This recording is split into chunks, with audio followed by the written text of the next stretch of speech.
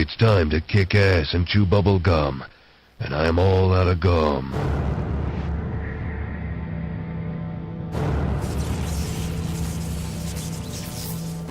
They used to tell stories of a man who saved the world. A man whose very presence sent aliens running back to their motherships.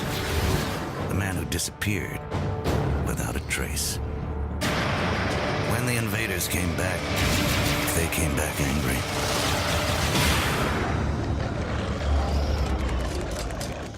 They tore our planet apart, bit by bit. But they made one mistake. They shouldn't have gone after our women.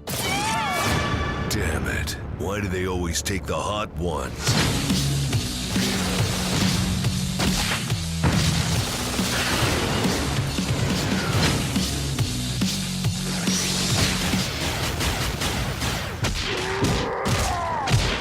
Right in the jewels. Rest in pieces.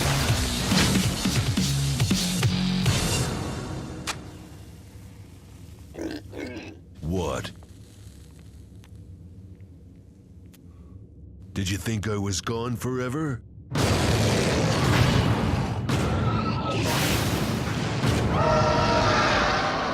Hell, I'd still hit it.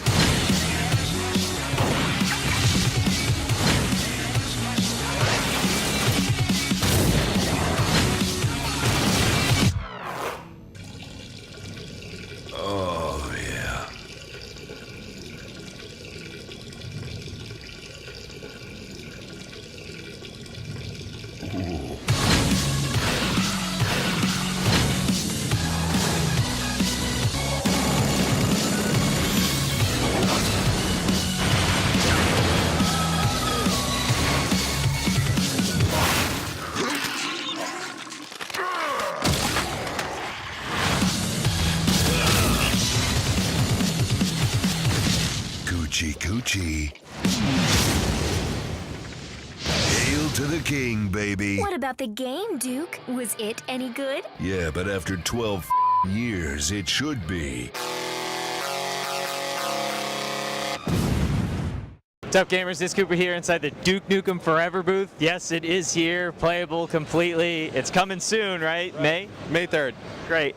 So this is Chris Failer. He's community manager for Duke Nukem Forever for Gearbox. So how have you guys put this together? Because we just kind of heard about this project coming from you guys. How long have you been developing in the background? Well, obviously, I think a lot of people know about the lengthy development history of Duke Nukem Forever. It's sort of a legend in its own sense. What happened was bad things started happening at 3D Realms in about May 2009.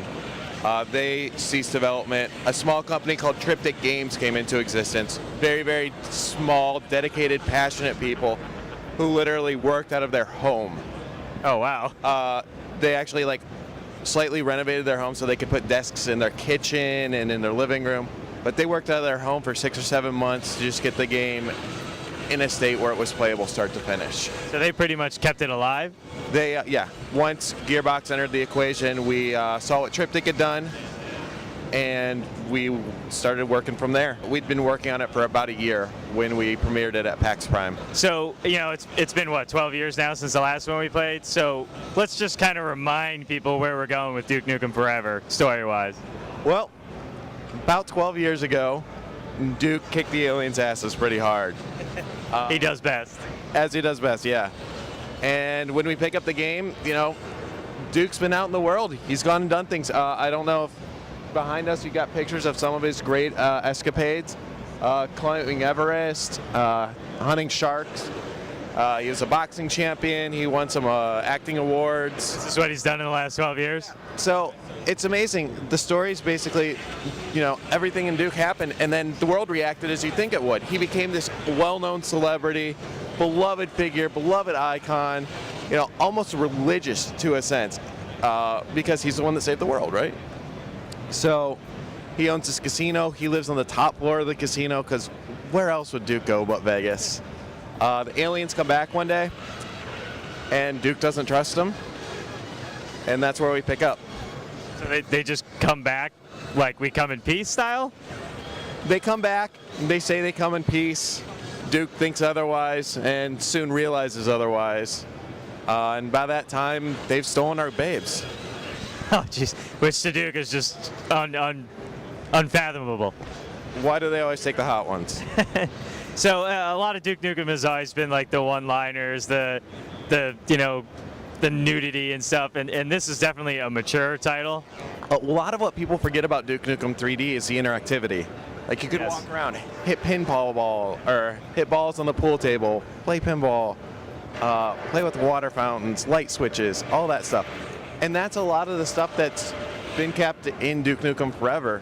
And it's really neat because the industry's kind of shied away from that sort of interactivity. Being able to play with everything around you. Yeah, it's gone for a more focused linear experience, which isn't necessarily a bad thing. But it's interesting because after 12 years, it's almost a breath of fresh air to come in and see this stuff. It's really interesting. Also, one of the things Duke is known for is kind of the over-the-top weapons. I mean, it's really an adrenaline game, action shoot 'em up, obviously. What kind of weapons do we have this time? Do we have returning favorites, new guys? You got a mix of both. So you got some returning favorites. You got some returning favorites that are tweaked here and there a little bit, and then you got some all-new weapons. You can see some of them in the demo here that we're showing. The baby or the shrinking ray? Shrink ray, back. It's back, but it's different than what people remember. We've also got the Devastator. In fact, the Devastator is the first weapon you pick up in the game. You got Duke's pistol. Now Duke has a sniper rifle, the railgun. So that's something that's never been in a, that wasn't in Duke 3D.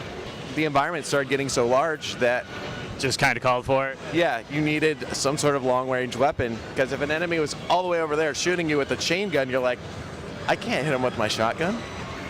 So we also have some vehicle stuff driving around.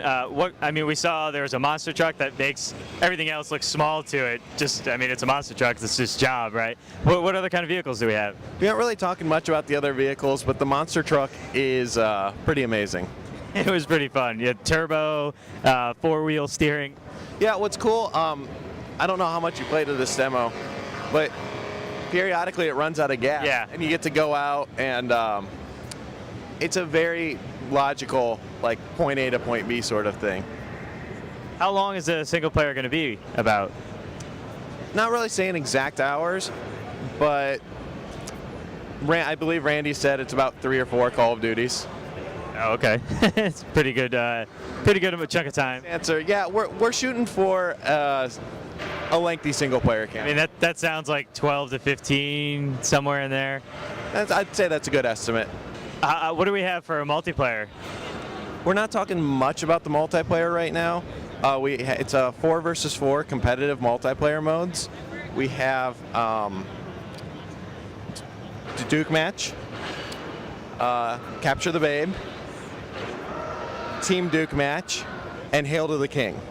Hail to the King is essentially King of the Hill, and Capture the Babe is Capture the Flag, except with a living, breathing, It's like an escort quest. squirming. Yeah, you actually end up throwing her over your shoulder when you capture her, and sometimes you have to give her a reassuring spanking to settle down. Interesting tactic. So it's coming out on 360 PS3 and PC May 3rd. May 3rd, North America, May 6th worldwide. Can't wait to check it out. Thanks so much. Thanks, guys.